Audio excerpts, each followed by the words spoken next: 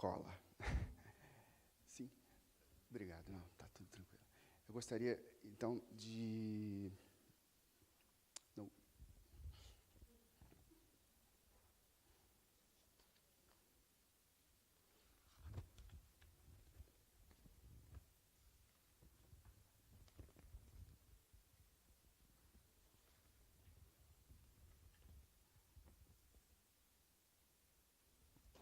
Sim, agora sim. Então, nós estamos indo aqui para a nossa última mesa do evento, Desenhos da Voz e da Letra, Materialidades Textuais Contemporâneas. A mesa será composta pela professora, nossa convidada carioca aqui, Jaqueline Lima Farbiaz. Gostaria de convidar para compor a mesa.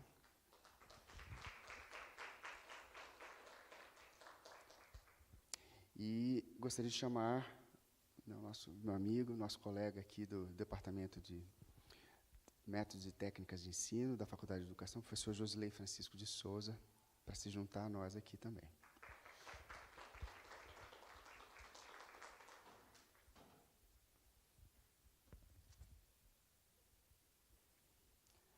Bom, e seguindo aquela ordem de quem vem mais de longe começa, eu queria já, não sem antes apresentar você, professora, vou passar a palavra para a professora Jaqueline, que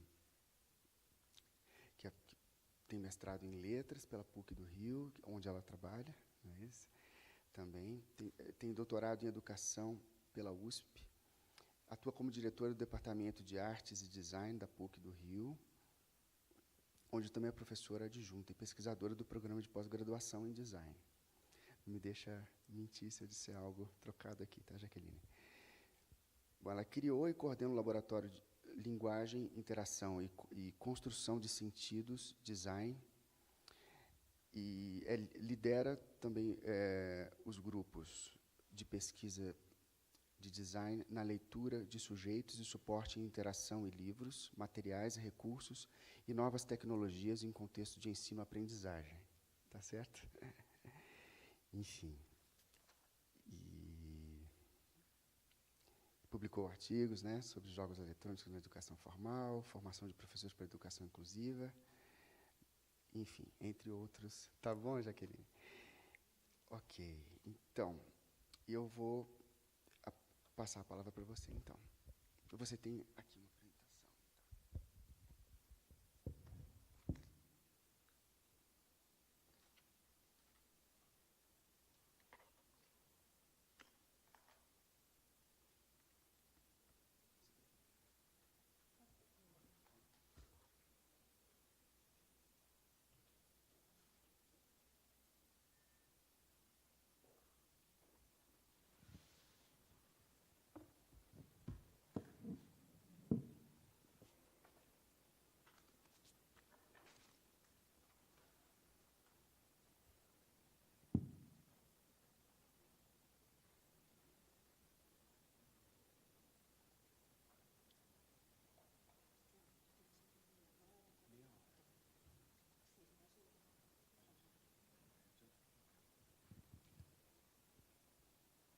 Boa tarde, gente.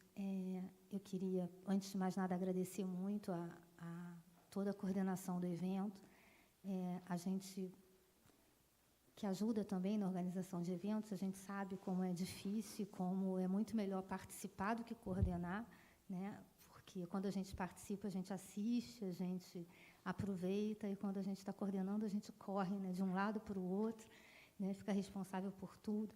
Então, é sempre melhor estar aqui do que estar na gerência, mas eu preciso agradecer muito pela acolhida, né? Eu recebia da secretaria até todos os professores, teve sempre algum aluno, alguém que pôde trazer um carinho, uma palavra para eu me sentir bem, confortável, e eu acho que isso é o que faz as coisas fazerem a diferença, né? O cuidado da Marta, eu vou chegar, vou almoçar com você, vou fazer vou te levar para cá, para lá. Então, acho que essas coisas elas fazem a gente acreditar, né, que antes de qualquer coisa são pessoas, e a gente precisa fazer cada vez mais. Acho que a universidade ser esse lugar em que a gente pode estar, acima de tudo, se cuidando, né, cuidando um do outro com carinho, porque acho que efetivamente é isso que importa.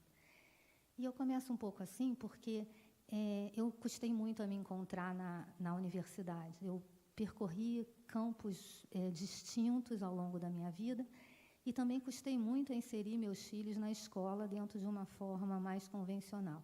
Eu mudei minha filha de escola 7 vezes. O meu filho eu não mudei nenhuma, porque eu acabei acreditando que não era exatamente por aí, era melhor eu mudar a minha antes de começar a mudar tanta coisa, mas sempre por uma inquietação, que era a inquietação de buscar um lugar onde eu conseguisse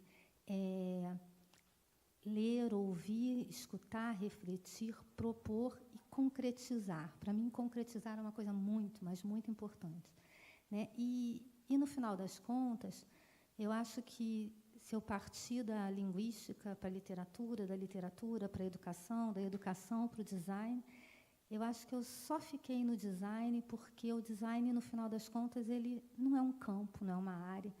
Ele está mais a serviço de alguma área, de algum campo, de alguma outra disciplina.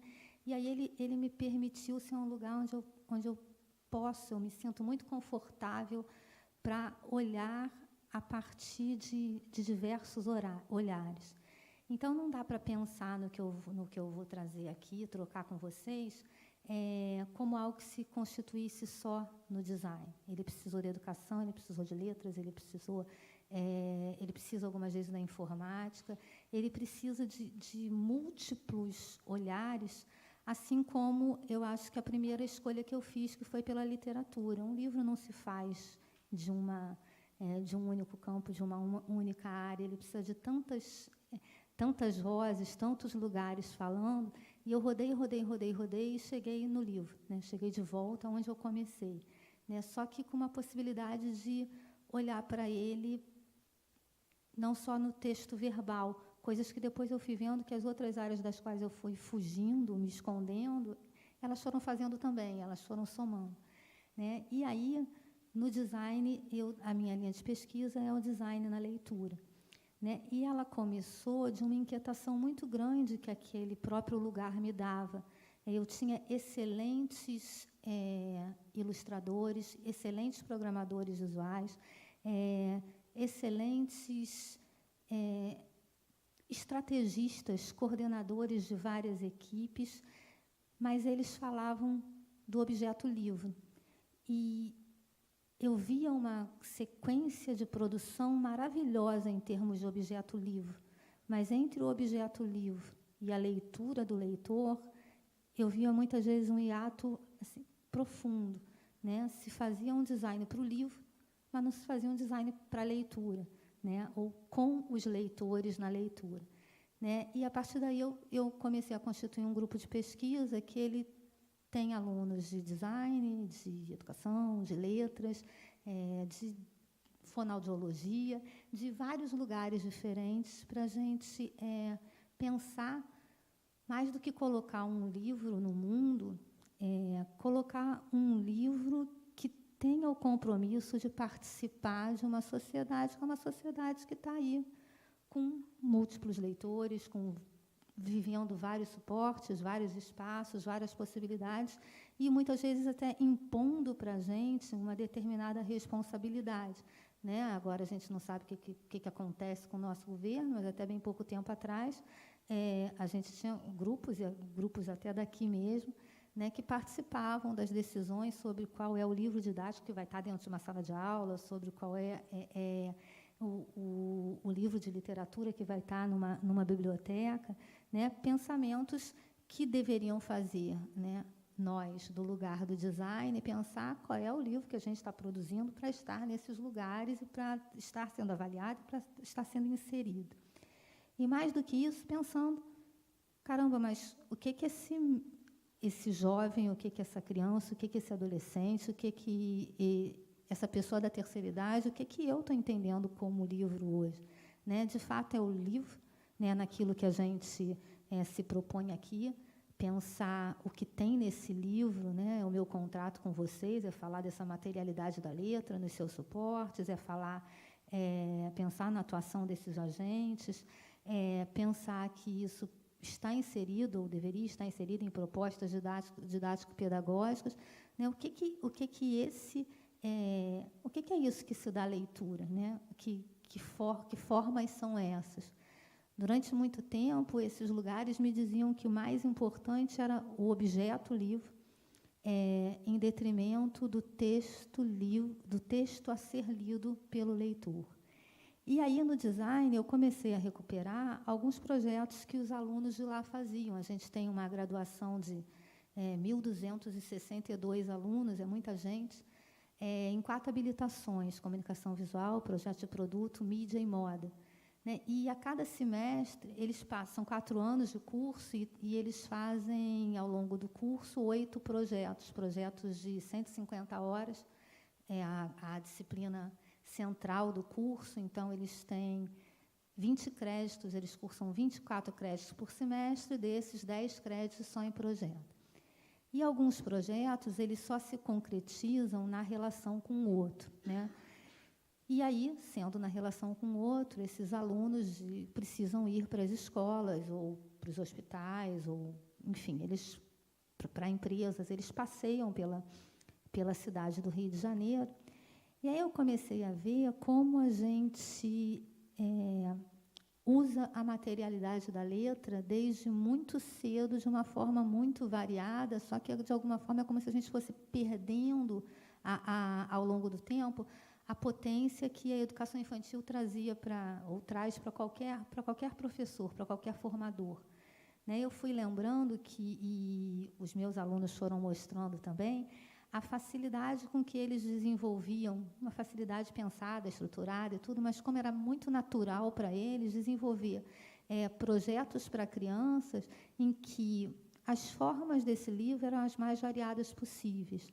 Eu fui recuperando os tapetes que nos ensinaram a ler, como esse primeiro projeto aqui, as caixas que ajudaram a gente a entender de classe gramatical, as roupas que tinham as sílabas quando a gente precisava,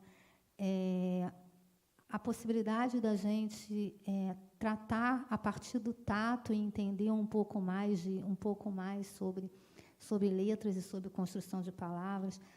A professora do meu filho, que ele tinha muita dificuldade para aprender a ler, porque ele tem um grau leve de autismo, e que trabalhou isso com as palavras cruzadas, e aí, pela separação, cada momento de separação ajudava ele a entender que uma coisa começa num lugar e termina no outro, e que não pode ser maior do que aquilo.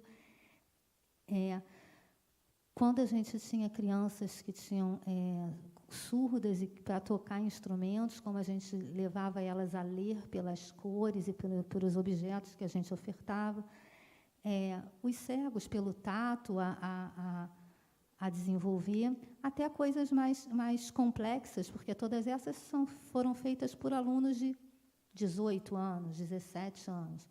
Até coisas mais complexas, como o projeto da PUC, em que a gente faz as mães cegas verem lá a ultrassonografia, o bebê delas ali, concretizar aquilo, e elas leem os seus bebês, elas tocam e elas entendem como é que eles são. Então, a materialidade da vida, né, vai permitindo a gente aí se aproximando, né, das coisas, se aproximando das pessoas, entendendo, né, e a gente vai construindo um percurso que no design é muito natural, mas não foi tão natural assim para mim em letras, por exemplo. Eu me aproximei mais quando vi uma poesia concreta e eu ficava fazendo um exercício maior. Mas, num cotidiano dos 17 anos, eu via, né, eu entrei na PUC para fazer letras aos 17 anos, estava tudo ali na imagem que eu formava. Né? E o design foi um lugar que foi me dando a visualidade, positiva e negativa, porque, em dado momento também, ele me impede de sonhar, em outro momento, ele abarca e me faz sonhar. Mas, de qualquer forma, ele foi me aproximando muito de algo que eu acredito, que que as formas de ler, elas são sempre as mais plurais possíveis e sempre foram, na verdade, né? Se a gente for pensar no desenvolvimento disso, a gente vem lendo de várias formas ao longo da história, a gente vai mudando. Eu sou casada com um judeu, né, que usa com muita tranquilidade o rolo e vai para lá, vai para cá e lê daqui para lá, e eu tenho que virar a página, eu não consigo me relacionar com aquele suporte. Mas ele traz para ele uma continuidade, um vai e vem, que é muito mais fácil do que para mim, que perco a sequência quando eu viro uma página, né? E ali, naquele processo, ele vai. Né? Uma vez eu estava vendo uma imagem, tem um livro que eu amo, que é do Alberto Mangel, Uma História da Leitura, né? Todo cheio de imagens, eu acabei não colocando aqui, de bibliotecas, digamos assim. Né? E uma delas é uma grande roda, né? Parece uma roda gigante, cheia de gavetas, né? E o leitor daquela biblioteca, ele tirava um livro de uma gaveta, rodava a roda, tirava outra gaveta, rodava a roda, e eu falei, cara, 1610 e o cara já tinha o Windows instalado na vida dele. Ele ia abrindo, clicando, abrindo e fechando. Né? E a gente foi passando tempo para ir conseguindo trabalhar com essas, entendendo esses vários suportes como produtores de sentido, efetivamente, ali para a gente. Né? E eles foram indo, né? E foram potencializando coisas diferentes. Né? A gente tem uma pesquisa lá no departamento, no somatório das Alices. Né? O que é Alice no País das Maravilhas hoje? Né? Qual é a fruição, dependendo do suporte que esteja à nossa disposição ali na hora que a gente lê. Né? Certamente não é a mesma se eu a leio numa tela de celular, se eu leio numa tela de computador, se a Alice pula para mim num livro, se eu jogo com ela como se eu estivesse lendo. Né? Se uma cadeira é livre e me envolve, enfim, são N formas que a gente vai se acostumando, e até quando a gente tenta enganar, tem o último aqui, um notebook, que é a capa de um livro, né, uma encadernação dura, como se fosse um livro, que vai trazendo potências diferentes para a gente. Né, e aí a gente vai retornando e vendo as coisas que a gente vai aprendendo na universidade, na vida, e a gente fala multiletramento, multimodos comunicacionais, né, e, na minha opinião, na verdade, a gente está sempre falando de uma luta entre o que era um sistema educativo e o que é uma sociedade educativa. Né? Das coisas que tinham hierarquia, que eram muito planejadas, muito estruturadas, para algo que a gente vai construindo e vivendo ao mesmo tempo, né? Como se a gente tivesse uma formação discursiva que ainda, algumas vezes, obriga a gente a privilegiar A em detrimento de B. Em outros momentos, a gente já não faz isso muito, mas se a gente leva um aluno para uma avaliação, ele vai passar por um determinado sistema, que é aquele que está ali encaixotando, recortando, colocando ele em determinado lugar e dizendo, a letra ela tem valor quando ela está associada a um determinado suporte, a um determinado formato. Se não for isso, você está brincando, você está fazendo alguma coisa, mas não necessariamente você está se divertindo, não necessariamente você está inserido ali naquele lugar, naquele contexto. Mas já lá na década de 80, eu fui aluna do Afonso, ele já vinha para a sala e ele já lia para a gente que um desfile de carnaval é um texto, que as fantasias são texto, que as ruínas, quando a gente está ali visitando, elas são texto, que as estrelas são texto, que a dança é um texto. Né, e que tudo se dá à leitura. E até a letra, né, como desenho, ela também ela por si só é um texto, ela por si só se expande. Né? Se você pega o alfabeto hebraico, ele parte todo dessa ideia de desenho. Né? E aí eu comecei, alguns alunos me levaram para uma outra área, que foi a área, né, do design de jogos dentro lá do campo do design. Do campo não, dessa disciplina design. Né? E algo que um deles me ensinou, um advogado, que foi fazer a pós-graduação dele em design, né? Ele um dia virou para mim e falou assim, já que, na verdade, a letra se dá a ler, e a leitura se dá a narrativa. Não importa em que suporte você esteja, não importa onde você esteja, a gente está sempre trabalhando com com uma ficção, e uma ficção está sempre significando ou ressignificando a gente. Se ela ressignifica, ela é um pouquinho melhor do que a outra, mas, na verdade, ela está ali a serviço da nossa descoberta, da nossa redescoberta, da nossa movimentação, né? E aí ele vai sempre trabalhar, e ele me ensinou, né, que, por exemplo, para um jogador, aqueles personagens dos jogos, eles contam histórias maravilhosas. Ele senta ali e fica dentro daquele universo, e ele não separa né, a minha primeira leitura no ensino médio foi o Guarani, né? Ele não separa um peri de um jogador, de um personagem de um determinado jogo. Ele não separa o personagem que eu possa achar o mais maravilhoso de todos de um personagem daquele de jogo. E também não separa a história.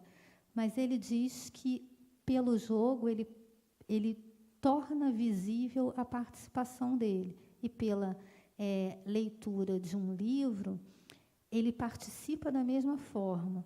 Mas o processo de interação, o tornar visível, tocar e mudar, é diferente do tocar e mudar internamente, mentalmente, a partir da imagem mental lá. E aí, quando a gente trabalha, né, no departamento, eu sempre acabo remetendo a um texto que talvez seja um dos textos que eu mais goste, a despeito de eu falar assim, poxa, já tem tanto tempo, né, que é a Moça Tecelã da Marina Colasanti, né, porque ela me ensinou muitas coisas, né. A primeira foi que a primeira vez que eu li num livro que estava dentro de uma coleção, eram marcas negras sobre uma página. E, depois de um tempo, eu ganhei de presente esse, né, que era outra coisa completamente diferente, né. Eram bordados, né, da Ângela, da Antônia, né, da Marilu, da Marta, né, que estavam ali sobre aquele objeto físico e que me contavam uma história muito diferente da história que eu estava lendo quando eu estava com as marcas negras sobre a página. A primeira coisa é que, nas marcas negras sobre a página, o texto, para mim, ele era primordial. Aqui, era muito difícil para mim ir ao texto antes de me deter naquilo que aquelas imagens estavam me contando. Elas ficaram muito mais fortes para mim, né? E elas foram me contando ao mesmo tempo e recontando. É um texto conhecido de muita gente, eu não vou ter tempo de ler ele aqui, mas sempre me encantou o fato, a poesia dele, né? O fato dele ir mostrando alguém que acorda, alguém que decide a sua vida, né? Ela tece o sol, com lãs mais vivas e quentes, ela vai tecendo, hora a hora, aquilo que ela quer tecer. Então, ela tece o sol que a acorda, ela tece a comida que ela vai comer, ela tece a vida que ela acha certo ter, né? E, no processo de tecer a vida que ela acha certo ter, ela encaixota tudo, né? Ela coloca tudo dentro de determinados padrões. Ela tece o marido. Ela tece o marido. Se é um marido, ele é o poderoso. Se ele é o poderoso, ela tece o que ele pede. Ela tece o palácio. Ela tece moedas de dinheiro. Ela tece uma roupa toda poderosa para ele. Ela tece aquilo que ela acha que uma mulher deve proporcionar ao marido naquele tempo, né? E aí, em dado momento, ela diz que, sem descanso, ela tecia os caprichos dele, enchendo o palácio de luxos, cofres. Ela vai tecendo, né? E, nesse processo de tecer, ela foi tecendo ela própria o tempo em que a sua tristeza lhe pareceu maior que o palácio com todos os seus tesouros. E aí, pela primeira vez, ela pensa, né, que era bom estar sozinha de novo, né, que aquele mundo que ela tinha construído para ela, aquele mundo adequado para aquilo que era a realidade, para aquilo que ela acreditava, era um mundo que, de repente, não bastaria mais a ela. E ela faz uma coisa que eu acho que é maravilhosa, que ela começa a destecer, né? E tem um momento em que ela vai falando no texto que o marido começa a sumir porque ela destece ele a partir das botas, ele vai perdendo o pé, né? Então ela vai subindo até que ele desaparece, né? E o texto que valeria a gente ler, mas que não dá tempo, ela vai falar que a noite acabava quando o marido acordou espantado, olhou em volta, não teve tempo de se levantar. Ela já desfazia o desenho escuro dos sapatos e ele viu seus pés desaparecendo, sumindo as pernas. Rápido, o nada subiu-lhe pelo corpo, né? E aí ela vai conseguir começar um novo dia, né? Um dia em que ela já não começa mais de acordo com aquilo que era talvez o convencional, o que deveria ser o certo, né? E aí eu me lembrei de uma crônica da Marta Medeiros, quando ela fala que a gente, às vezes, não se dá conta da facilidade com que a gente se acostuma com certas convenções, né? Certas verdades, certas formas, certas histórias, e experimenta sempre, mas nem sempre a gente tem força para bancar as várias formas de experiências sucessivas e juntas, né?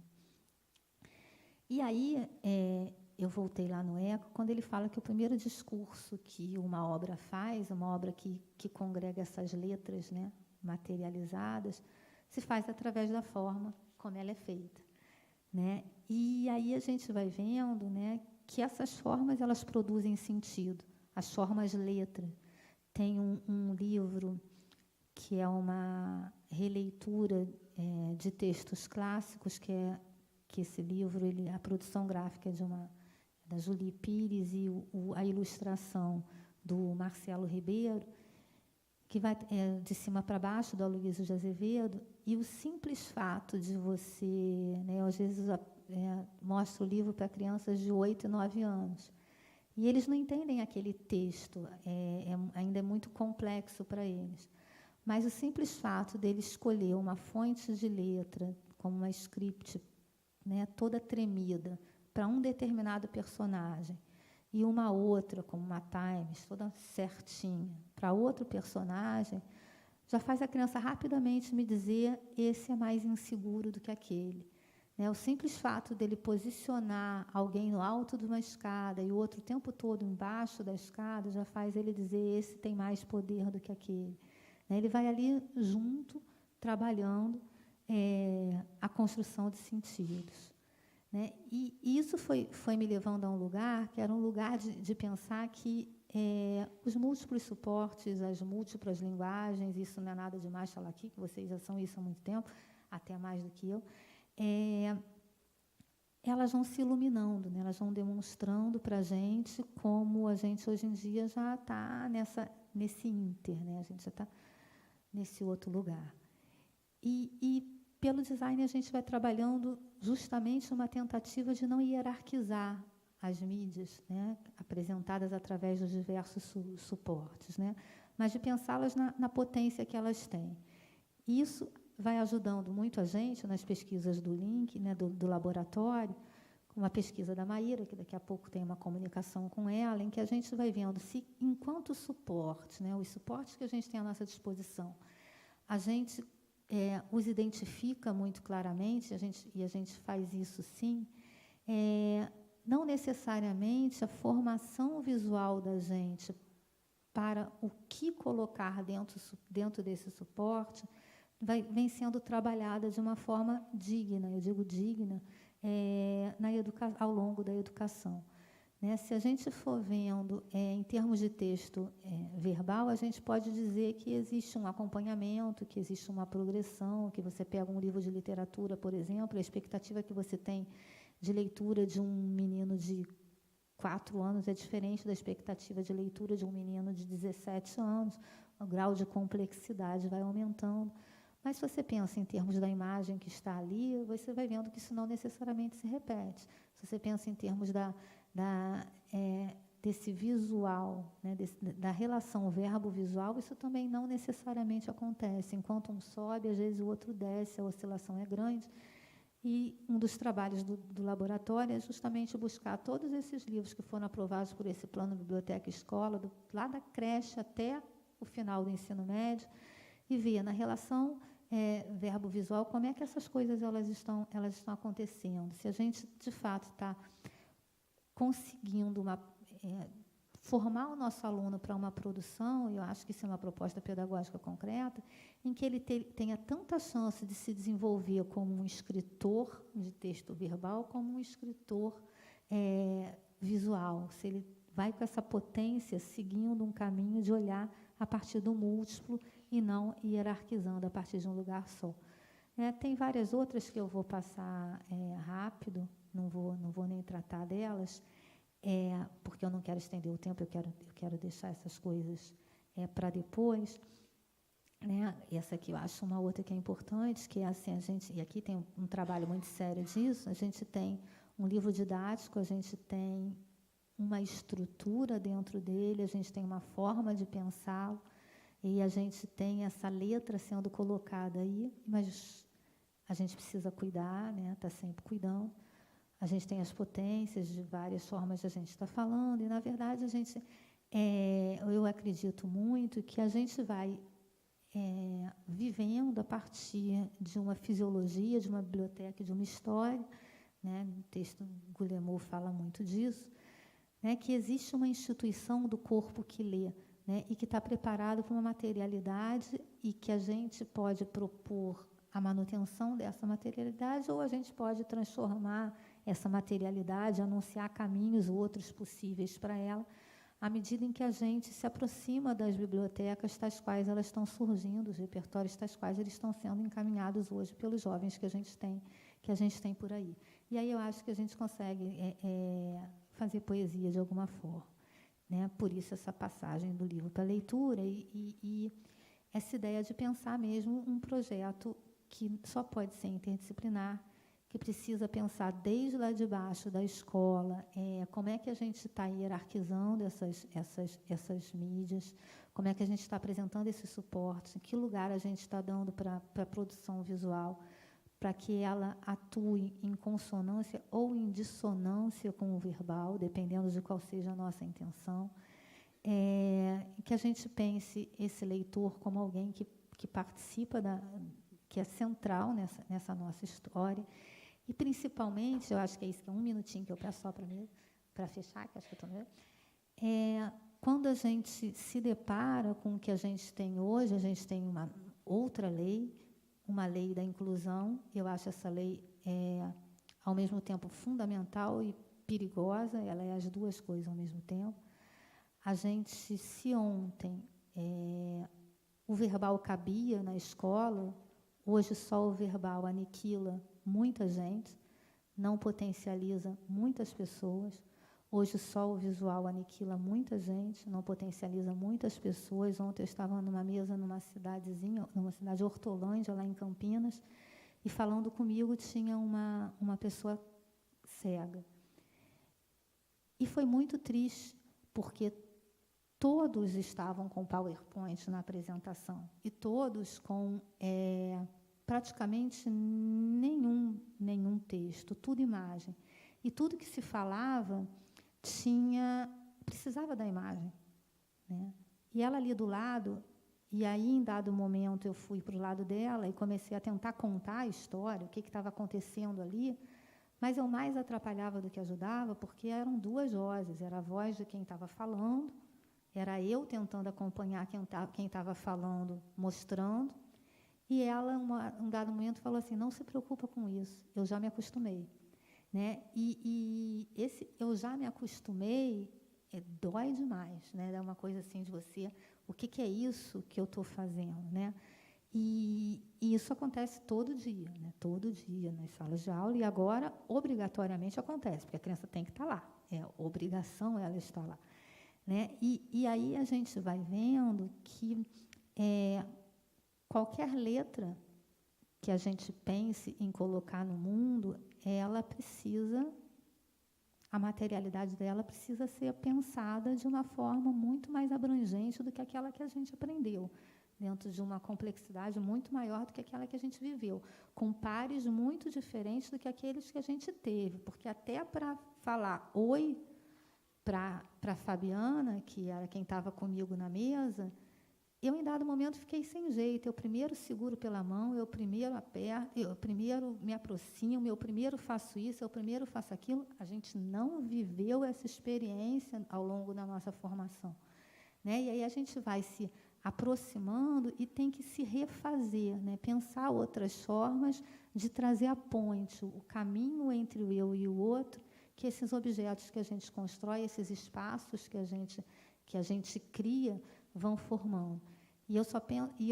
Mas eu penso que isso é uma responsabilidade minha. Eu estou no lugar do design. O design de interior, o design da comunicação visual, o editorial, do sistema de informação, o design de produto, que faz o banco e a rampa onde ela vai subir, né? E tudo isso está participando dessa materialidade das coisas. E elas fazem sentido para todos nós se elas quebrarem o nosso chão, nos modificarem e nos transformarem como pessoa. Então, acho que isso são apenas caminhos possíveis. E acho também que a gente está pouco preparado para isso, né? E vou terminar com essa citação do Pasolini, quando ele fala, que eu me coloco nisso, que aquilo que as coisas com a sua linguagem me ensinaram é absolutamente diferente daquilo que as coisas com sua linguagem ensinaram a você, ao aluno dele. Nada mudou.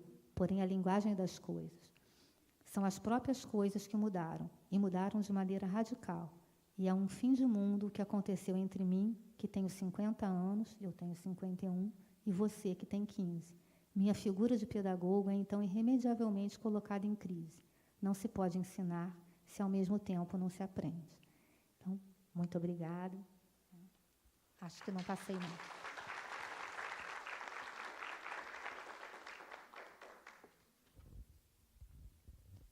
Muito obrigado, Jaqueline. Gostaria, então, de passar a palavra para o Josilei, e que é, como eu já disse, né, professor nosso, colega aqui da FAI, e doutor em literatura comparada, literatura brasileira, pela UFMG, com a tese do canto da voz ao batuque da letra, a presença africana em narrativas orais inscritas no Brasil. Além disso, ele é contador de histórias e trabalha, além do nosso setor aqui de linguagens, com o FIEI, é o atual coordenador da Línguas, Artes e Literatura do FIEI, que é a Formação Intercultural para Educadores Indígenas. Atua no LECampo também, né, Josilei? E já trabalhou na rede, enfim, com edição também, e, portanto, é um companheiro também muito bom para a gente conversar sobre essa ideia dos desenhos da voz e da letra, né? Então, eu passo a palavra para você.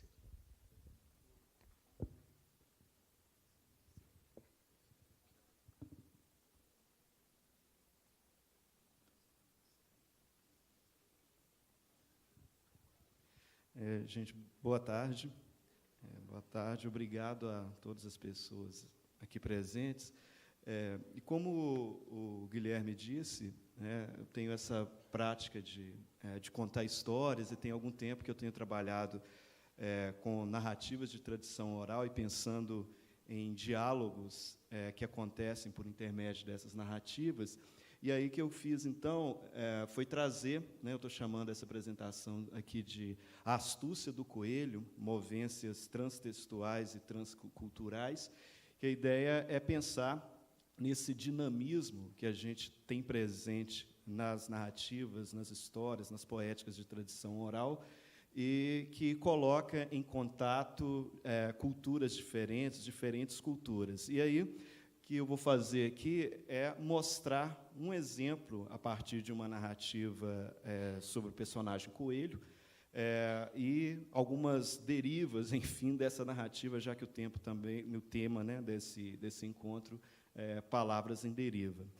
E aí, para começar, eu vou trazer esse conceito, que, inclusive, ele foi tomado aqui ontem, né, na palestra do professor Jair, que está ali, e ele trouxe esse conceito ao tratar das canções do Bob Dylan, e aqui eu estou retomando o conceito de movência a partir do Paul Zumthor, que é para a gente pensar nesse movimento, nesse dinamismo que está presente nas narrativas de tradição oral, né, que faz com que a gente tenha um trânsito permanente dessas narrativas e definir, por exemplo, a origem de um conto de tradição oral torna-se uma tarefa muito difícil ou impossível, né, exatamente porque a gente vai encontrar, por exemplo, narrativas com enredos muito semelhantes em diferentes lugares do mundo, né? Então, eu estou trazendo a ideia de movência para pensar nesse movimento, nesse trânsito e nesse dinamismo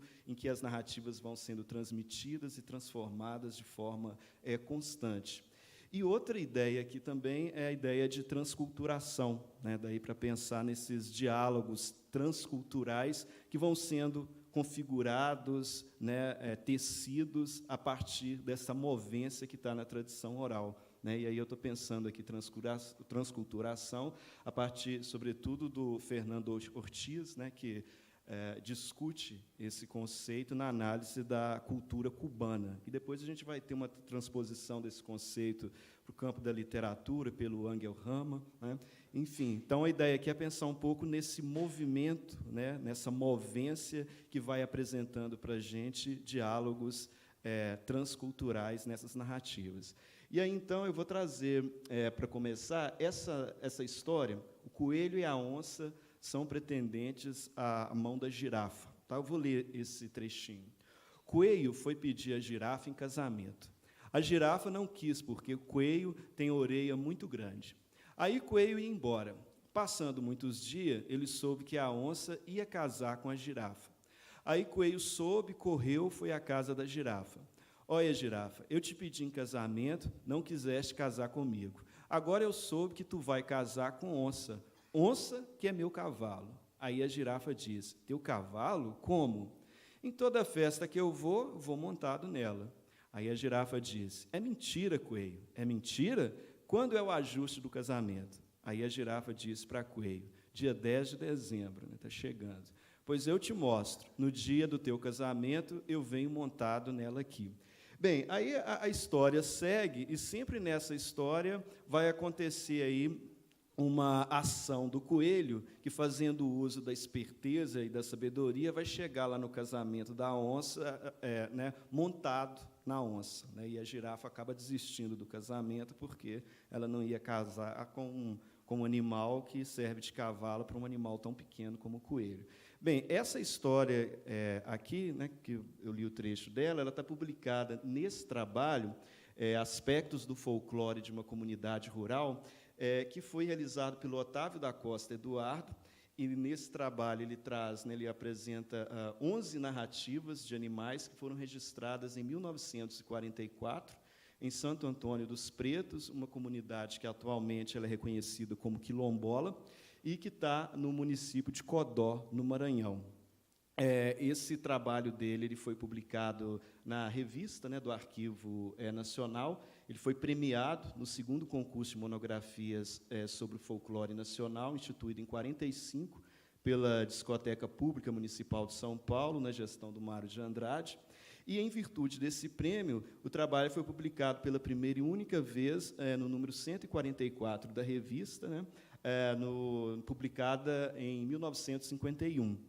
E é interessante porque esse trabalho do Otávio da Costa Eduardo, ele traz, né, 11 narrativas. Dessas 11, a gente vai ter 8 com a presença do personagem coelho, e sempre nesse contexto em que o coelho vai superando animais mais fortes pela esperteza e pela sabedoria. E tem uma coisa interessante também desse trabalho, que vocês devem ter notado, que a escrita lá da história, né, ela tenta se aproximar do modo como o contador narrou a história, né?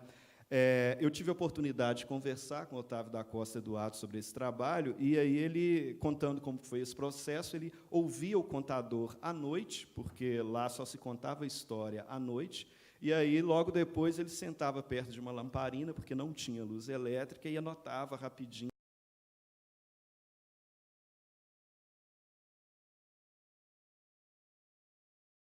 No Brasil, se a gente pega as publicações de contos orais, prevalece o português padrão, né?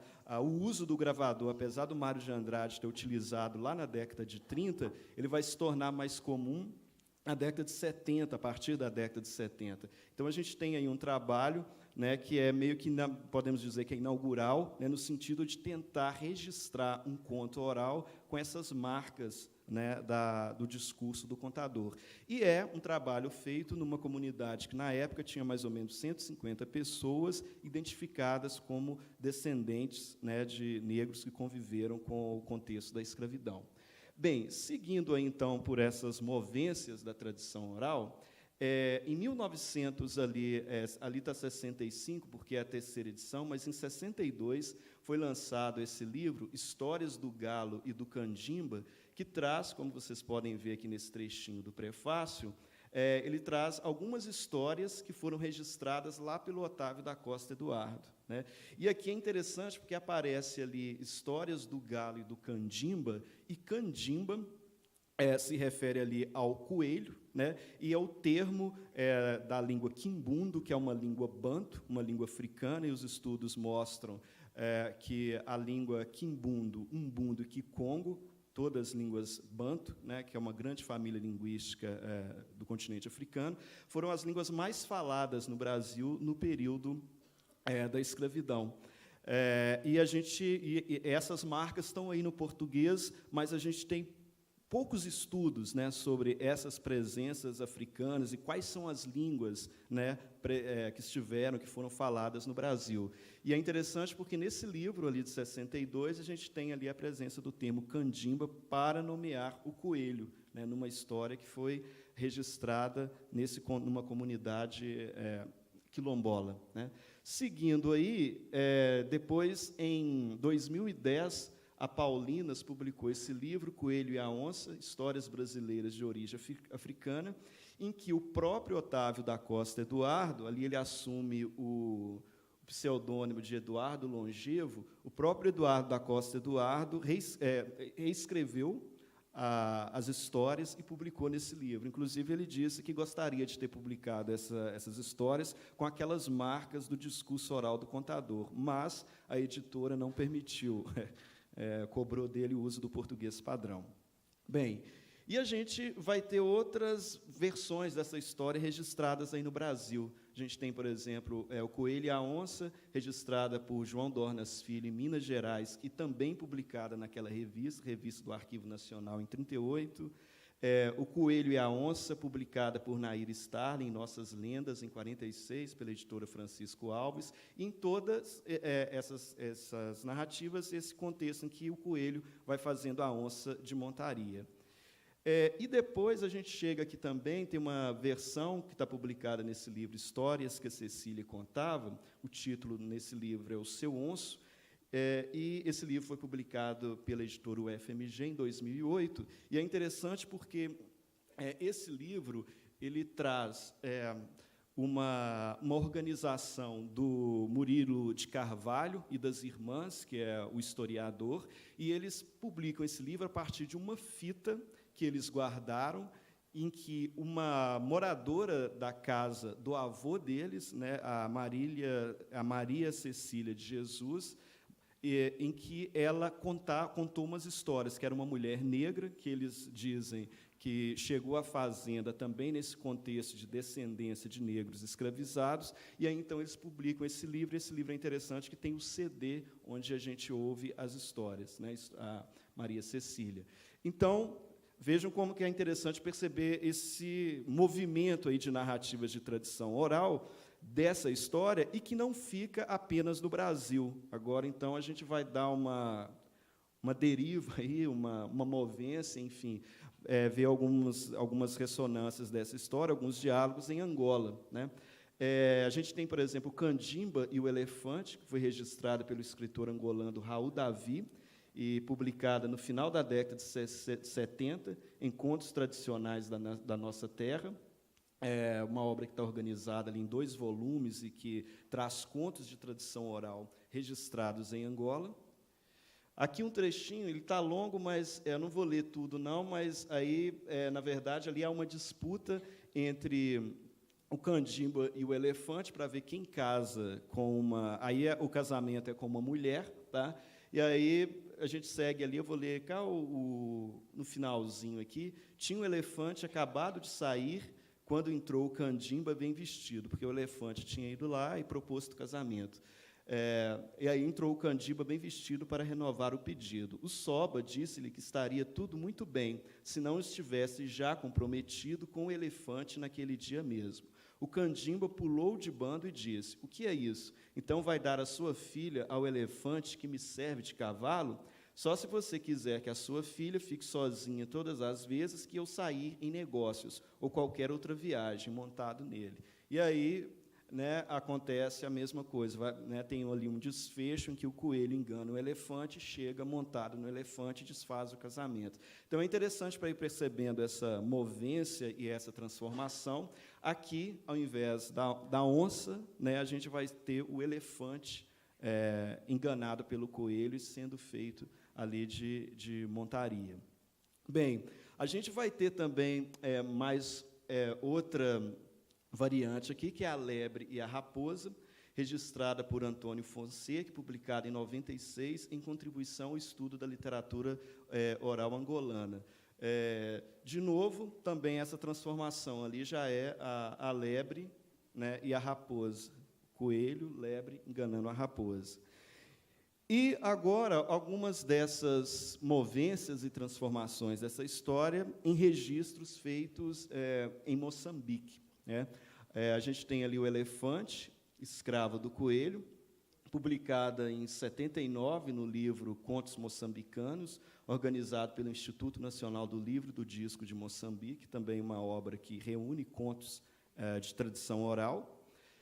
Esse livro aqui, do pesquisador Lourenço do Rosário, ali a gente tem o coelho e a hiena, então ali mais uma transformação, né? Aparece ali a hiena. Esse livro ele foi publicado em 2001, e esse livro é interessante também para a gente pensar e observar a presença das histórias de coelho, né? Por exemplo, em algumas regiões do continente africano. Esse livro ele traz as histórias que estão nesse livro, elas foram, sobretudo, gravadas no Vale do Zambeze, né, do rio Zambeze, em Moçambique, e o Lourenço do Rosário ele destaca o fato de que, no Vale do Zambeze, há uma recorrência, né, muito forte de histórias de coelho, em que o coelho, sempre fazendo uso, né, da esperteza, da sabedoria, vai superando animais fisicamente mais fortes, né? E aí, outras movências e transformações dessa história.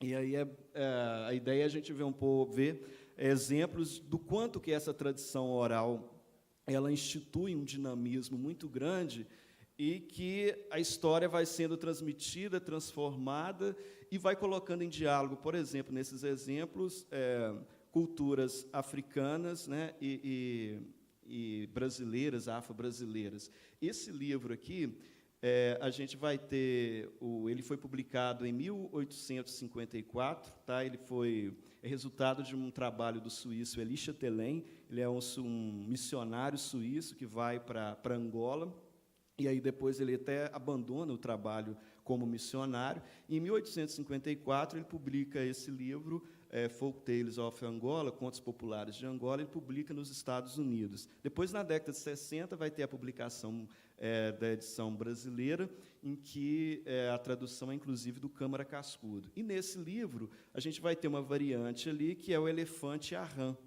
Aqui, nesse caso, o animal que vai fazer o elefante de montaria é a rã. Então, aí permanece o evento da montaria, mas os animais vão se transformando.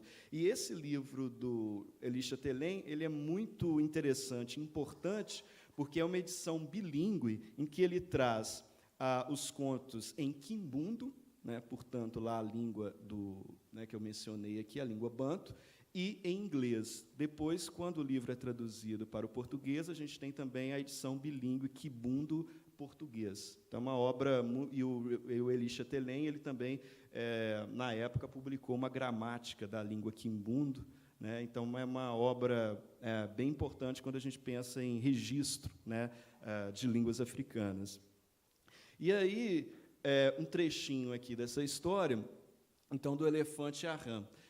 O elefante e a rã moravam na mesma casa. Tempos depois, o senhor rã disse à namorada do elefante que este lhe servia de cavalo. Quando o elefante chegou, como costumava, junto da rapariga, esta perguntou-lhe: tu és o cavalo da rã? Ele foi ter com a rã: disseste à minha namorada que eu te sirvo de cavalo? Nunca disse tal coisa. E foram ambos procurar a namorada do elefante. Pelo caminho, a rã queixou-se: avô, não tenho forças para andar mais. Deixa-me montar na tua garupa? Sobe. A seguir, fez outro pedido: avô, estou quase a cair. Permite-me que prenda na tua boca umas cordas para me segurar? E assim ela vai chegar, né, a rã vai chegar montada no elefante, né? Então, vai se mantendo, né, esse episódio, esse evento da montaria, e a história segue a sua movência e as suas transformações. A gente vai ter outros registros, né, de variantes dessa história. O Elefante e o Sapo, publicada por Costa Andrade, em linha seca, Fábulas Recontadas na Noite, que é um livro publicado em 89, que também, né, também se configura como uma coletânea de contos orais. E, seguindo essas transformações e essas movências, a gente encontra no livro, né, Contos Populares do Brasil, do Silvio Romero, que foi publicado pela primeira vez em 1885, e é um dos livros inaugurais com relação às publicações de contos de tradição oral. E, nesse livro, ele publicou o Cágado e o Teiu. Nesse caso, é o Cágado que engana o Teiu nessa situação aí de casamento, né? E é interessante porque, nesse livro, o Silvio Romero ele agrupa os contos a partir, por origem. Então, ele separa o livro em 3 seções. Então, a gente tem os contos de origem indígena, conto de origem africana e contos de origem europeia. E ele mesmo, na apresentação, menciona a dificuldade que é fazer essa separação, mas que ele faz essa divisão, até pensando também nos lugares, né, e que essas histórias foram registradas. O Cágado e Teiu, que foi registrada em Sergipe, ele agrupa ela lá nos contos indígenas, né? E aí traz de novo essa movência, né, da tradição oral, e que a gente percebe muito, né, quando a gente começa a observar esses registros de tradição oral, em que a gente tem, por exemplo, narrativas muito próximas quanto ao enredo, registradas, por exemplo, também no contexto indígena. E aqui, nesse livro, a partir da edição de 1954, né, a primeira edição é de 1885, e a partir da edição de 1954, que é a capa, né, essa edição que está aqui, a capa de 54, a gente vai ter o livro com notas do Câmara Cascudo. E aí, só como exemplo do dinamismo, né, da movência dessas narrativas, o Câmara Cascudo ele informa sobre ocorrências de variantes dessa narrativa, às vezes com alterações dos personagens, mas com a manutenção do episódio da montaria, em diferentes regiões do mundo, incluindo isso aí, Alemanha, Lapônia, Rússia, Dinamarca, Estados Unidos, Colômbia, Uruguai, Martinica, Trinidad e Tobago, Haiti, Costa Rica, Cabo Verde, Angola, Serra Leoa e Nigéria. Então, vejam como esse movimento, né, essa movência, né, que o Paul Zumthor, né, chama atenção lá na sua obra, é bem interessante, né, quando a gente toma essas tradições orais, e nesse exemplo, né, que a gente está vendo aqui, é muito forte, né, esse dinamismo e essas transformações, né? E a gente tem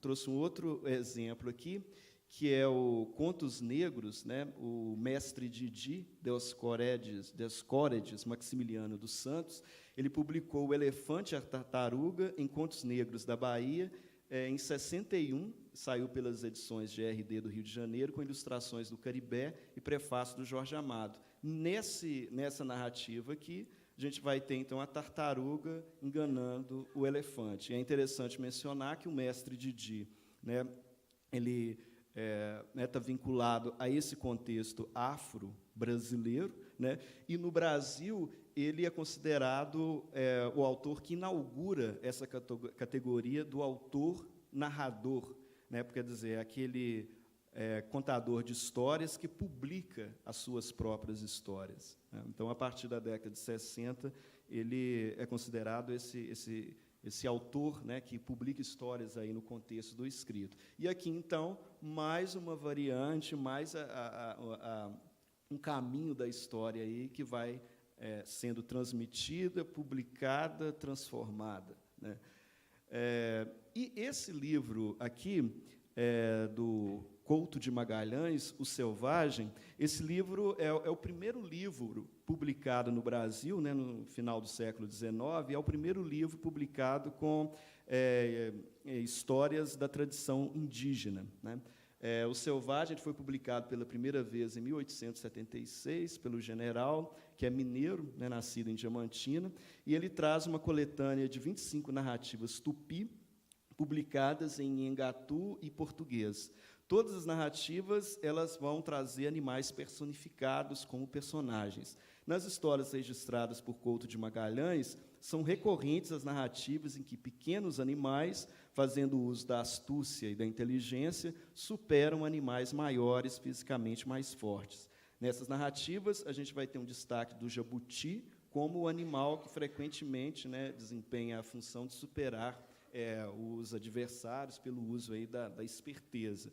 E, apesar dessa história, desse livro, dessa coletânea, não trazer especificamente esse evento da montaria, mas a gente vê de novo, né, esse trânsito de uma presença dos animais pequenos, né, superando animais fisicamente mais fortes.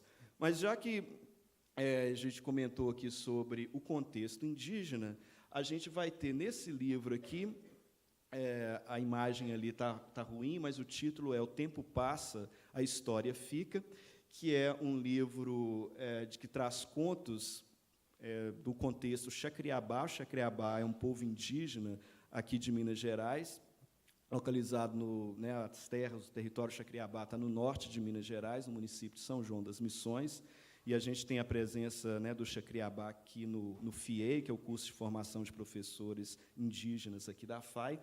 E esse livro, publicado em 97, que é um trabalho dos professores Xacriabá, de gravar histórias com os mais velhos, a gente vai ter a onça e o coelho, que é, de novo, essa história em que o coelho faz a onça de montaria, né?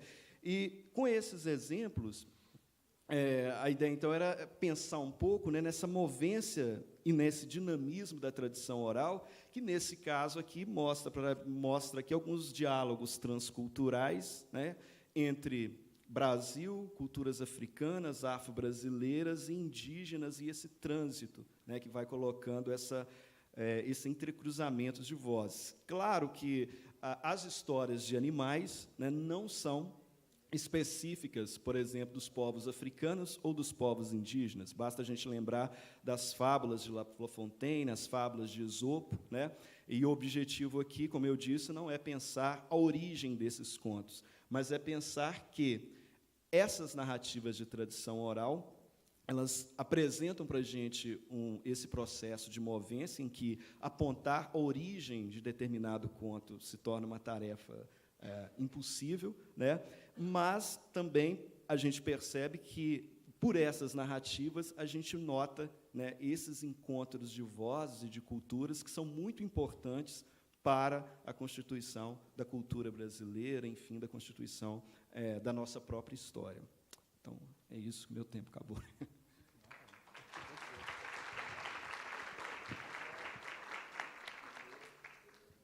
Muito obrigado, Josilei. Antes de passar a minha fala, eu gostaria de dar um recado que me chegou aqui, que é o seguinte: a comunicação 5, as pessoas que estão nessa mesa, literatura, design, edição e leituras, vai acontecer na sala 3.105, 3105, tá, gente? Ela seria na 3104, mas foi trocado. Então, repetindo, né? 3105. Sala, acho que em frente, né? Bom, deixa eu só abrir aqui a...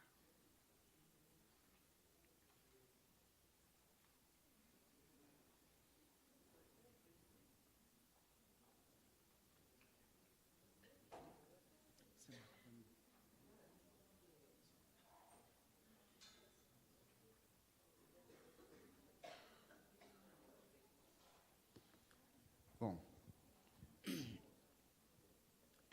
a minha fala hoje aqui,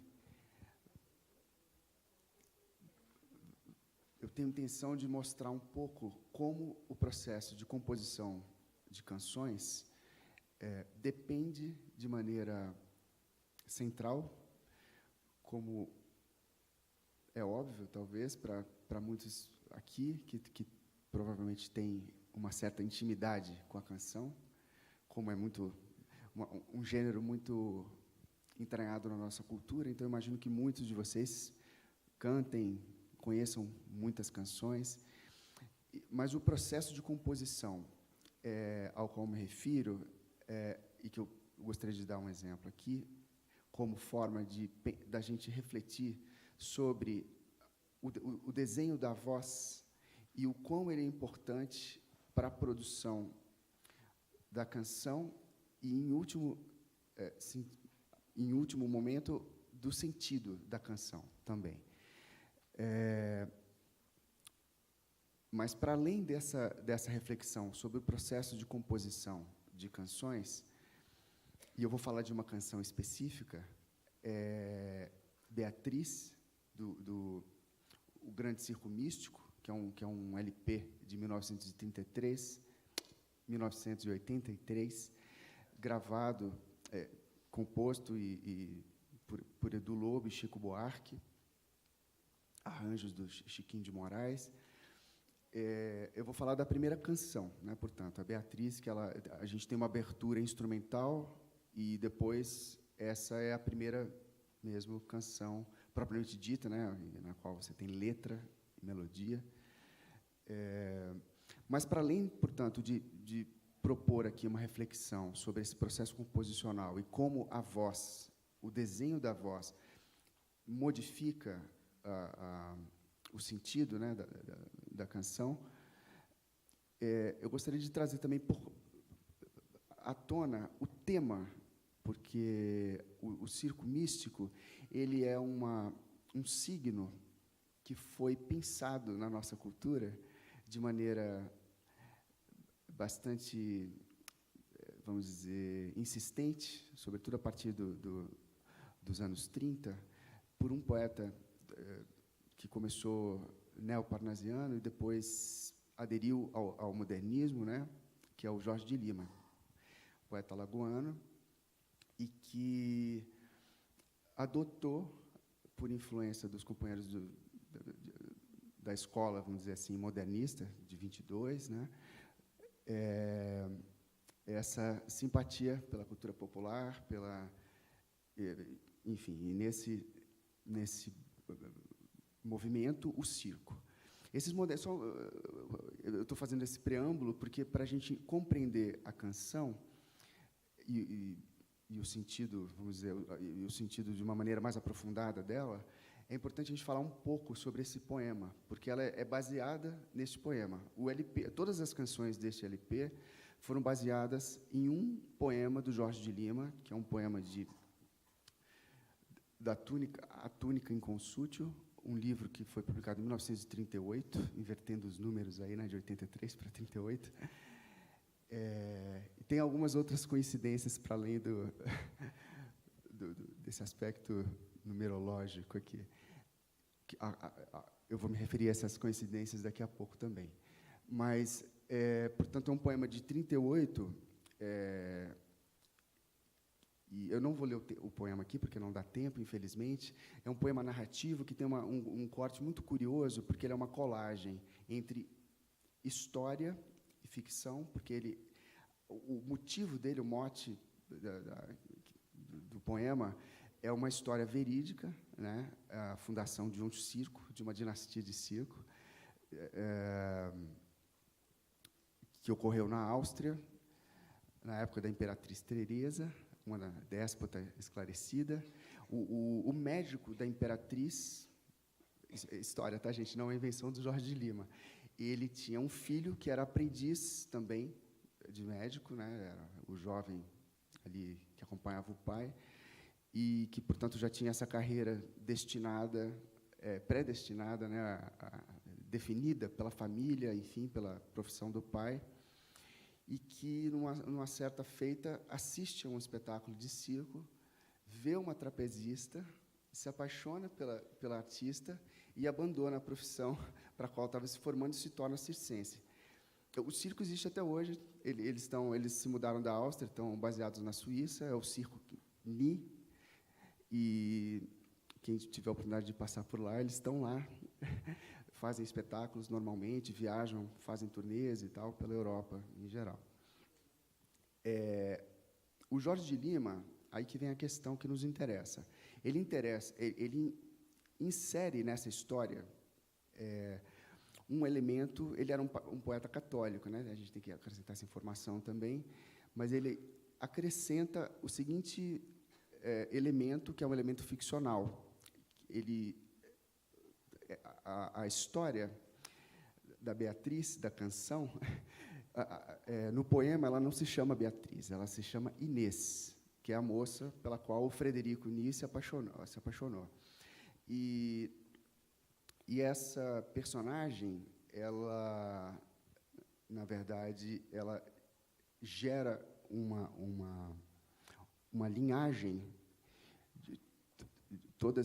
uma linhagem matriarcal, porque são todas as descendentes mulheres, né?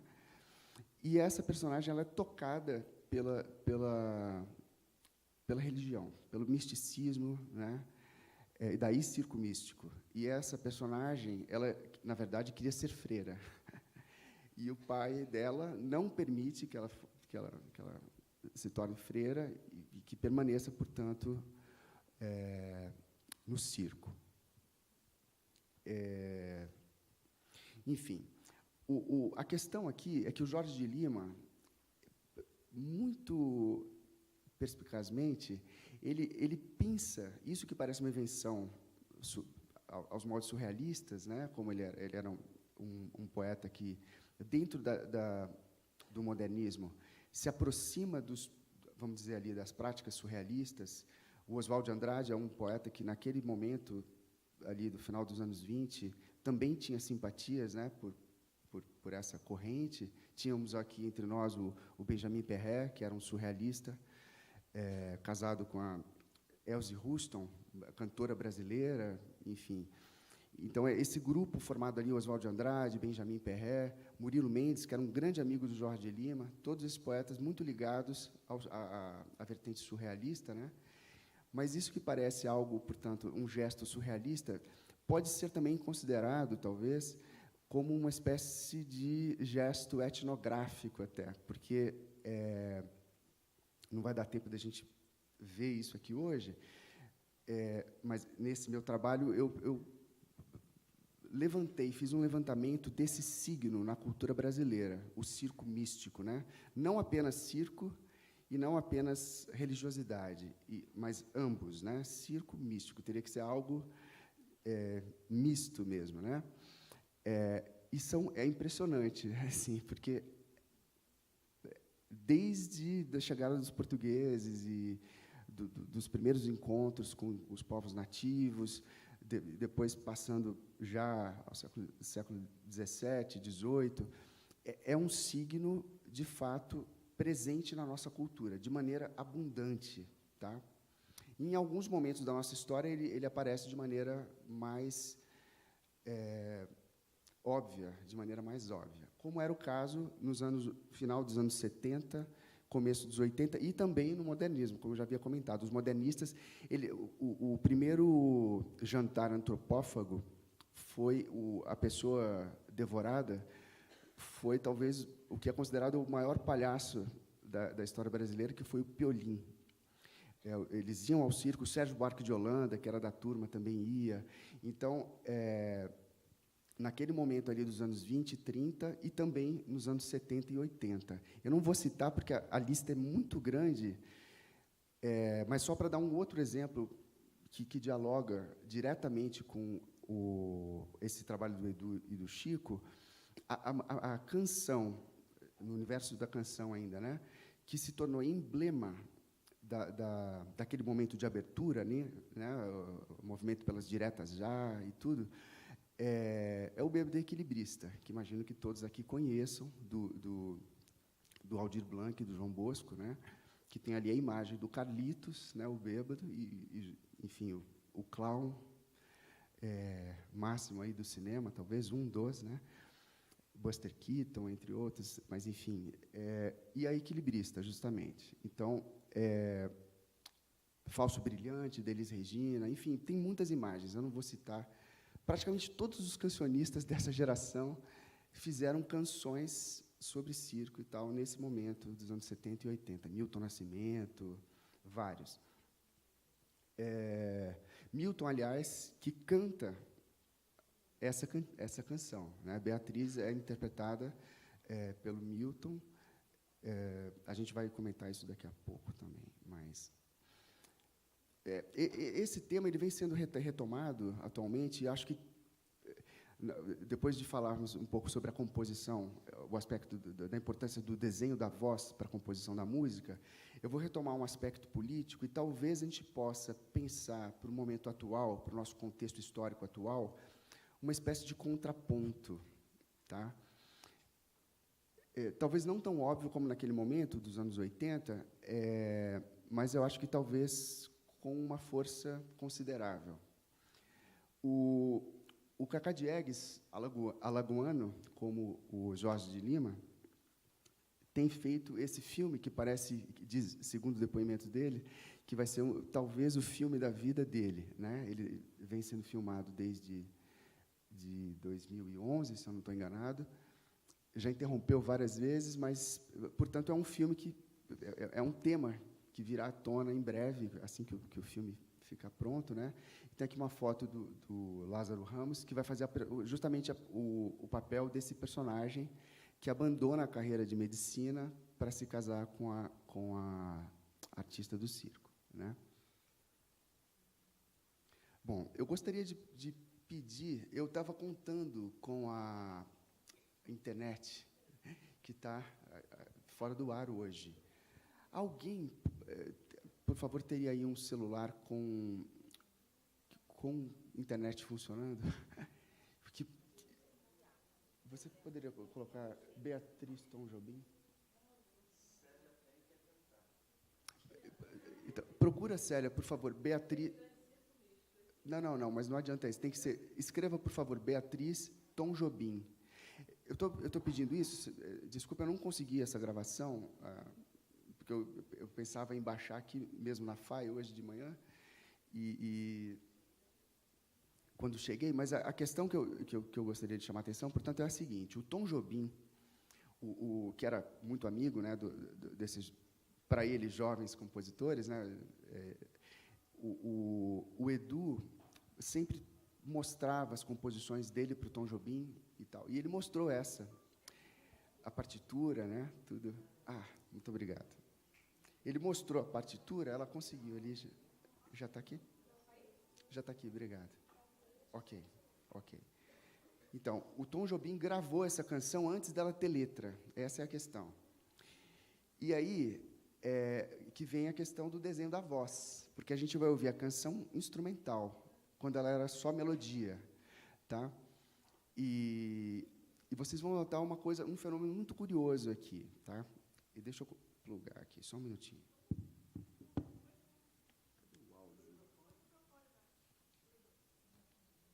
Não, mas tem o áudio aqui, a gente pode ligar aqui. Quem está lá? É o Web? Luiz, por favor.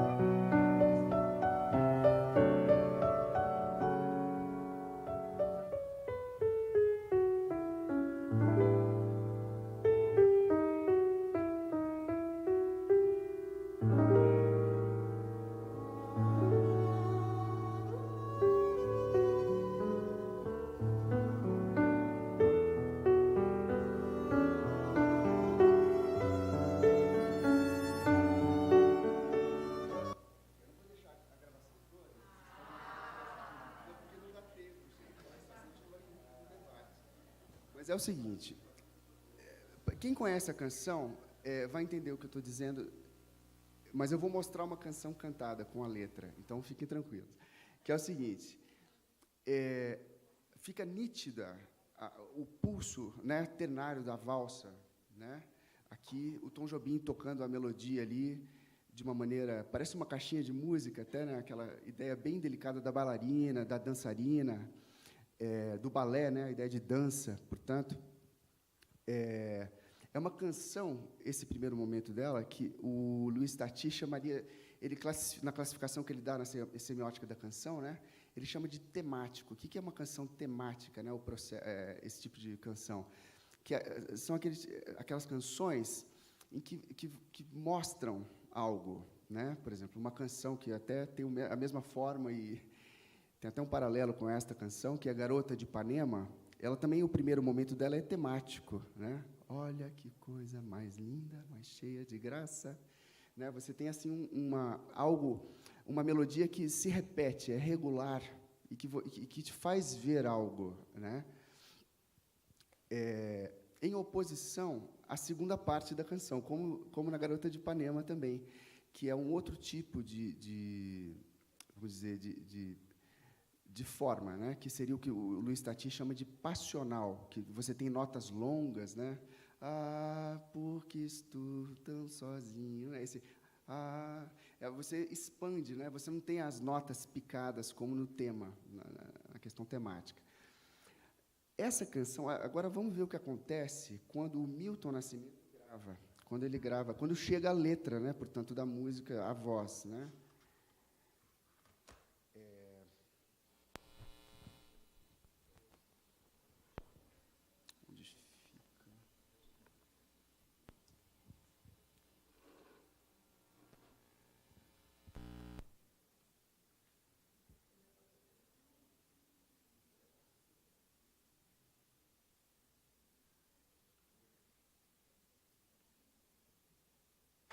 Com vocês, Milton Nascimento! Não, peraí, eu não vou colocar essa do Milton.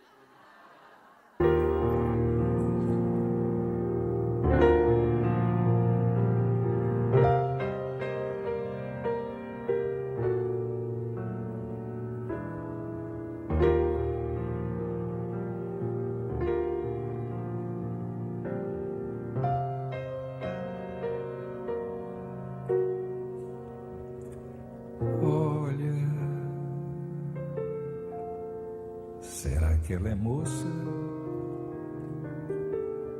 Será que ela é triste? Será que é o contrário? Será que é pintura o rosto da atriz? Se ela dança no sétimo céu, se ela acredita que é outro país, e se ela só decora o seu papel? E se eu pudesse entrar na sua vida?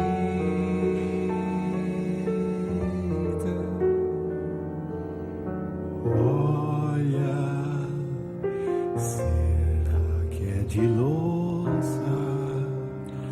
Será que é de éter? Será que é loucura? Será que é cenário? A casa da atriz, se ela mora num arranha-céu, e se as paredes são feitas de giz, e se ela chora num quarto de hotel, e se eu pudesse entrar na sua vida?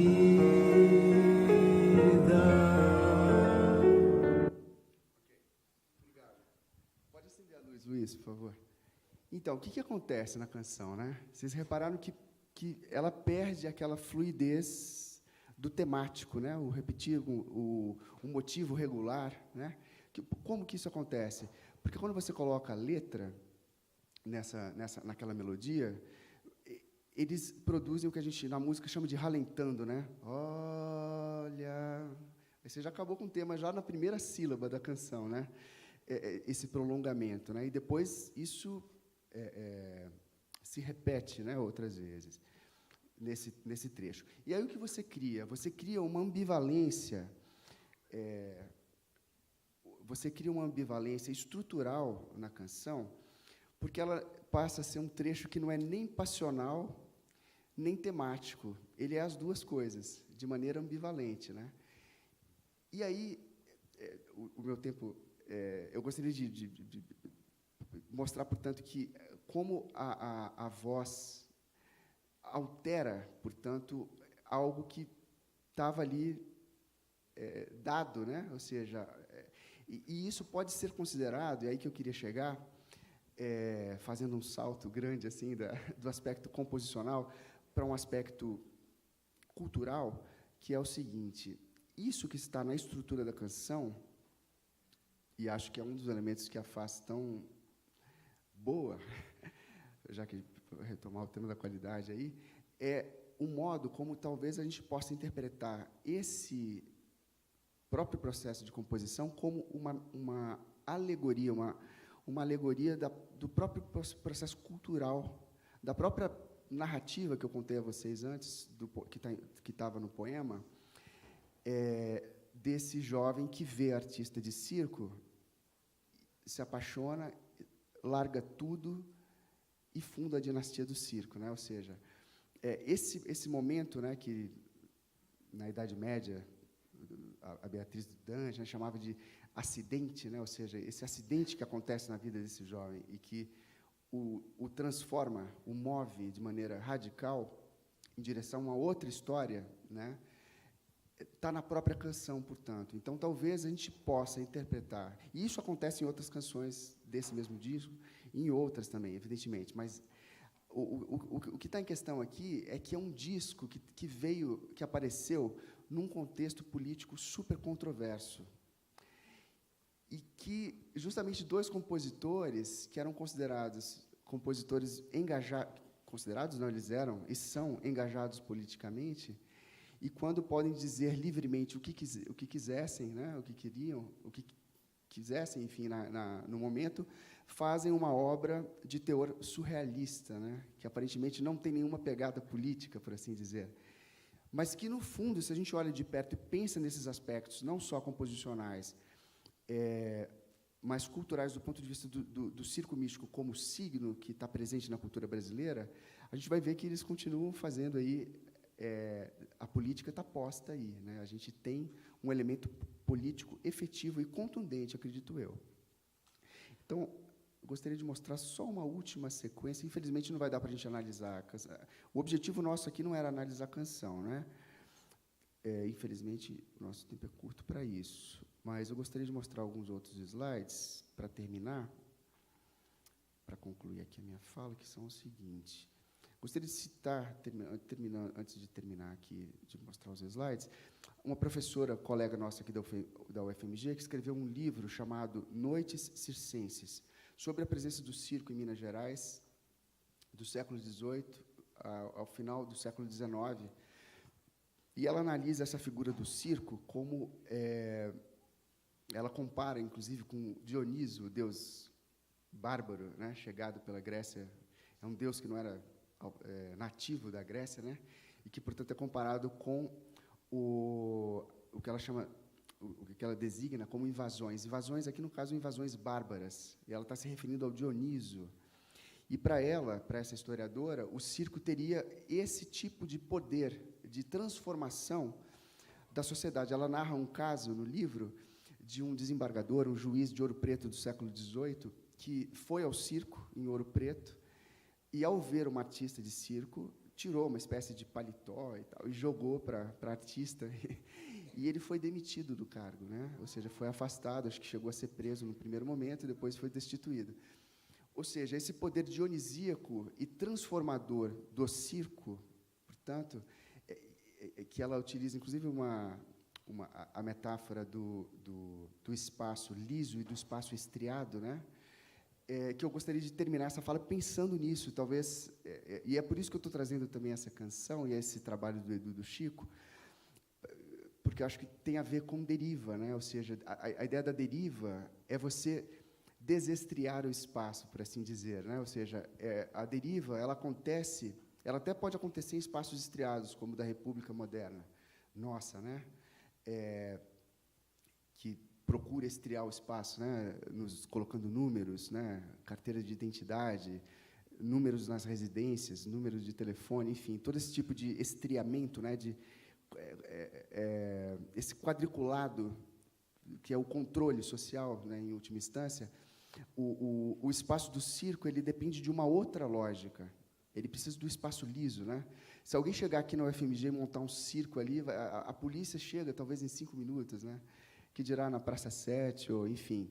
Isso não é permitido na lógica da República, né? Ou seja, a República que é o oposto disso, ela é o controle.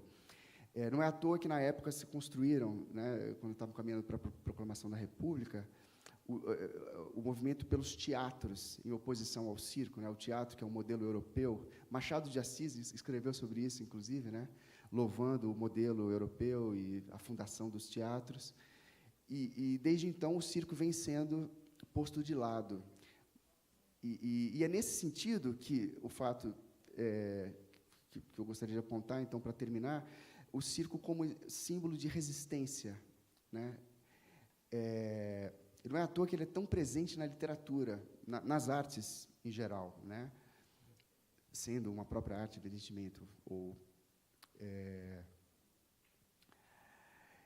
E terminaria dizendo, portanto, espaço liso, olha, a gente teria aí os constantes deslocamentos dos povos indígenas, os movimentos migratórios de todo tipo, né, os negros vindos da África para cá e aqui no Brasil, depois da abolição, para diversas partes, nordestinos, a questão norte e sul do Brasil, imigrantes em geral, né, a pluralidade religiosa, a ideia de movência, justamente, né, o MST, o sertão, a favela, enfim.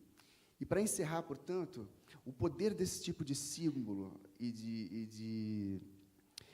de, vamos dizer, política, arte política, que talvez nos possam fazer pensar sobre o contexto atual de uma maneira diferente e procurar uma visada nova em tempos de fechamento e sombras, como o que vivemos.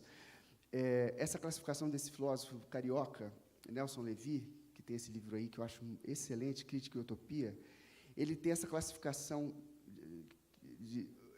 do que ele chama o anti-utopismo teórico, as utopias do possível, eu não vou ficar citando, porque já acabou o meu tempo, e as utopias do impossível. Então, eu gostaria de terminar dizendo essa categoria, né? Talvez o circo possa nos retomar para nós, em termos assim, na chave do princípio de esperança, isso que é a utopia do impossível. Esse teórico polonês aqui, o Bronisław Baszko, que escreveu esse livro, Luzes da Utopia, a respeito da Revolução Francesa, ele diz que, na verdade, o que pode transformar a sociedade são utopias desse último tipo, porque todas as outras, segundo ele, a teoria dele, seriam ou anti-utópicas ou conformistas, né? Ele chama o Marx até de conformista, porque trabalha só com a ideia do possível, né? Ou seja, o possível, a partir do que está dado, a gente vai fazendo.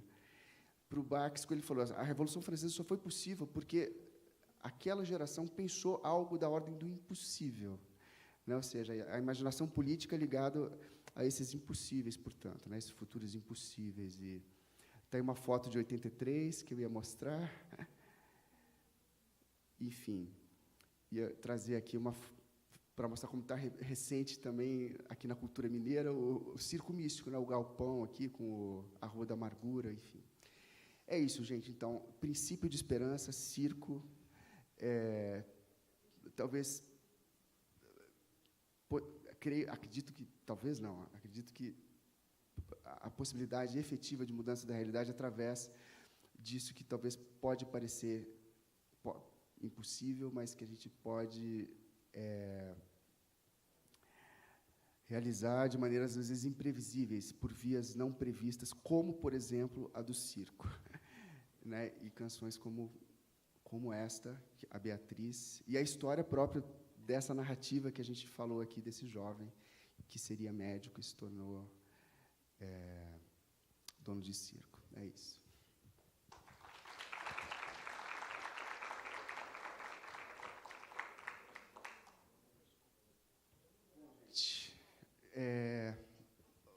Dado adiantado da hora, eu sugiro que a gente, porque tem um lanche agora, né? A gente poderia talvez abrir para, sei lá, talvez uma única sessão de perguntas e passamos ao lanche. Talvez a gente possa até conversar sobre as perguntas na hora do lanche, né? E porque também as comunicações já estão aí. Obrigado.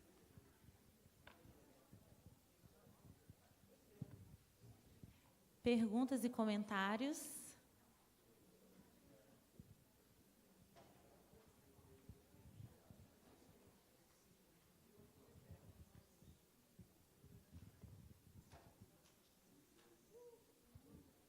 Boa tarde. Guilherme, mês passado, tem uma cantora cabo-verdiana que chama Mayra Andrade. Ela publicou Beatriz, junto com Gilberto Gil e um coral lá da Bahia. E num festival de teatro do oprimido que aconteceu na Bahia, eu fui hospedada por um palhaço que me apresentou o Circo Piccolino, onde um dos circenses, né, menino negro, foi trabalhar num circo da França e, voltando para o Brasil de férias, foi assassinado pela polícia sem nem perguntar para ele. Foi morto injustamente, né? Um grande artista aí do país. Então, essa coisa do circo está viva e Canção Beatriz também, eu achei muita coincidência.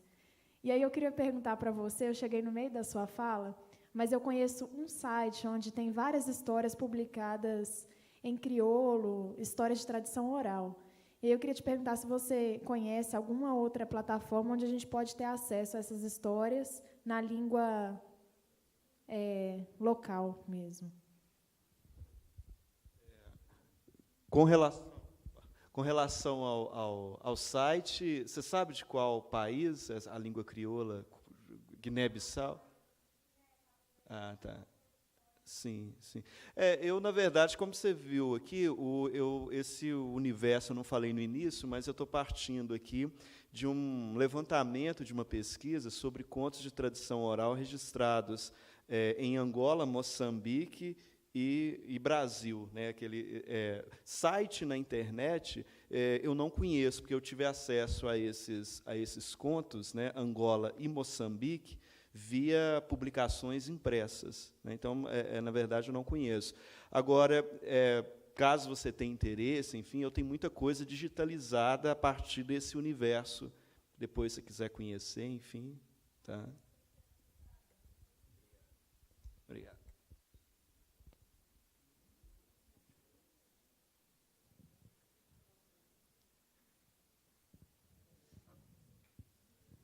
Bom, então, boa tarde. Eu vou fazer uma pergunta para a Jaqueline, mas o pessoal está preocupado com a apresentação de trabalho, né? Acho que a gente vai atrasar um pouquinho, não vai ter jeito. Jaqueline, eu queria perguntar para você se na PUC vocês costumam realizar pesquisa de recepção de livros infantis pelas crianças, né, com o objetivo aí de analisar os elementos de design na leitura. Sim, tanto no departamento de design quanto no de letras, né? A gente tenta trabalhar junto, né? Depende muito do desejo do aluno. Por exemplo, eu tenho aqui do meu lado a Maíra, né, que dificilmente vai até a criança, mas eu tenho a Bruna, por exemplo, que trabalha muito mais com suporte à ilustração, que não vive sem a criança ou o adolescente ou o adulto. E eu acho que o mais interessante é que, pelo menos lá no Rio, é muito difícil você ter uma quantidade significativa de resposta para os questionários ou se você coloca na rede para as perguntas. Mas o jovem e a criança respondem muito. O trabalho da Bruna, a gente tinha uma expectativa que era ligada à recepção da ilustração no livro. A gente tinha uma expectativa de umas 60, 70 respostas. Ela teve 832, e muito rápido. Então, o que também sinaliza um pouco para a gente a vontade de se expressar, a vontade de se colocar e de mostrar que nessa relação, né, se tem ainda muito a dizer, se tem quase tudo a dizer, porque talvez na escola a voz deles também ainda esteja muito calada, né? Eles não estão com voz. Então, tem algumas, e quando elas acontecem, é onde a gente tem os maiores resultados. Obrigada.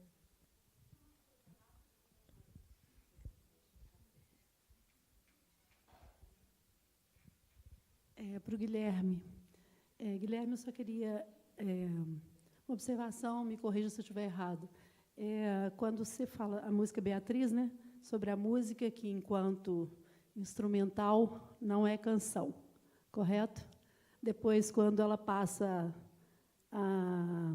para essa categoria, quando são colocadas as palavras na música e ela passa a ser cantada, então, no caso, virou uma canção. Agora, essa mudança que você observou bem aí no andamento, que, de repente, influenciou, né, e decisivamente mudou o caráter da música, eu perguntaria, nem sempre isso acontece, né? Pode acontecer de ser colocada palavras e talvez manter o mesmo andamento, o mesmo ritmo, sem haver essa mudança. Concorda? Não, com certeza. O caso da Garota de Ipanema é muito conhecido, né? O Vinícius de Moraes. Isso está no songbook do Vinícius. Ele colocou uma letra, estava trabalhando a letra, né? Não estava feliz, né? Porque o cancionista intui isso, né? Assim, ele tem isso, muita prática, né? Com as mudanças esse vão ajuste acontecer. de letra e melodia, né? E o problema é que eu não me lembro de cor e eu não trouxe, né? Senão a gente poderia cantar para você ver como é. Parece a canção é péssima com aquela letra.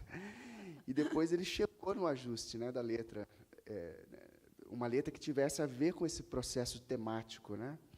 E é a mesma coisa. Claro que aqui a parte instrumental é um processo de criação de canções. Então ali é um primeiro momento. Então o cancionista ele já faz pensando que o parceiro vai colocar a letra, claro. Isso. E então, às vezes não, né? O parceiro, quando vai colocar a letra, tem que ajustar. Exatamente. Que é o que aconteceu nessa canção, justamente. Fazer esses pequenos ajustes, né?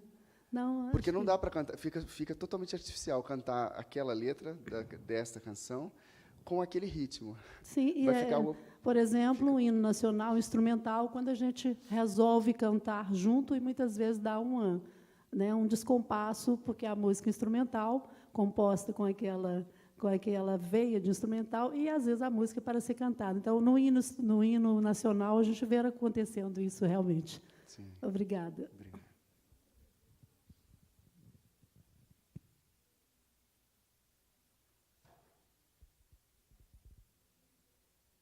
Mais alguém? Não? Então, eu quero aproveitar para fazer um convite, já que o Guilherme cutucou a gente aí com essa questão do circo. Em Belo Horizonte tem um movimento circense, famílias tradicionais de circo, e existe um movimento chamado Circo Sem Lona, que acontece em Santa Luzia, que é muito interessante. Vocês vão achar informações no site da ONG Arte 22 e da Rede de Espinhaço, chama Movimento Circo Sem Lona. Foi onde eu fui MC pela primeira vez no circo. Isso foi ótimo, né, porque eu carrego comigo essa ludicidade. E o circo em Belo Horizonte está muito vivo, né? A gente tem uma família tradicional de circo, que é o Circo do Lingueta, por exemplo, que vai para as periferias, que é onde as pessoas podem ter acesso ao circo a um preço que elas podem pagar. O Lingueta já morreu e a família dele continua fazendo o circo. Eu acho muito interessante a gente conhecer, porque é um circo que ainda tem a novela feita ao vivo, na hora, criação, improviso, e é muito lindo mesmo. Então, quem tiver a oportunidade de conhecer o Circo do Lingueta, que é um grande mestre, um grande palhaço aqui de Belo Horizonte, e que a família continua, né, com o trabalho e com as novelas que a gente já não vê mais, né, os circos que a gente vai hoje em dia, assim, pelo menos eu, nos últimos tempos, não vi, assim, nos últimos anos, na verdade, um circo que ainda tivesse as novelas, né? Então, é isso. E aproveitar... Só dentro dessa ideia do circo, eu não sei se alguém aqui já foi até o Projeto Âncora, ali em Cotia, né, que é uma escola comunitária, e a gente entra pelo circo, né? Então, todas as disciplinas, elas dão no circo. Não importa o que aconteça, o centro é o corpo e é o circo, e elas terminam no mosaico. O primeiro andar é o circo no meio, as salas, as paredes são transparentes quando tem, todos os suportes estão misturados, então não é conceito de tem mesa, tem cadeira, mas tem rede, tem colchão, e espalhado você tem livro, quadro, celular, computador, o que for, e tudo termina, a forma de avaliação, o aluno escolhe, né? Então, termina um segundo andar, é uma grande sala de artes, com todos os materiais, tudo quanto é material disponível, dos mais básicos aos mais complexos, e, no final das contas, o último trabalho precisa ser um trabalho coletivo na composição de um grande mosaico. Se você passa pelo mosaico, você chegou num lugar. Você parte do circo e você chega no mosaico. É maravilhoso. E mais maravilhoso é o dia que eu fui, os alunos escolhem como vão ser avaliados. Então, eu tinha uma menina de 8 anos e um outro de 10, e eles estavam... A questão da sala era a argumentação, né? Como você dar a voz para o outro, sem que você o afrontasse. E aí era uma menina de 8 e um de 10 que eles escolheram falar sobre o amor e a paixão para Platão e Aristóteles. E eles fizeram isso, eu fiquei parada, assim, né? Dá vontade de você encostar, você fica meio sem ar. No circo, eles fizeram uma apresentação, um no malabares e outro na corda em equilíbrio. E eles foram falando da condição de você estar em equilíbrio para você tratar de coisas tão fortes como o amor e a paixão. E foi assim a experiência, acho que talvez a experiência mais maravilhosa que eu já tive em termos de educação. Começou no circo.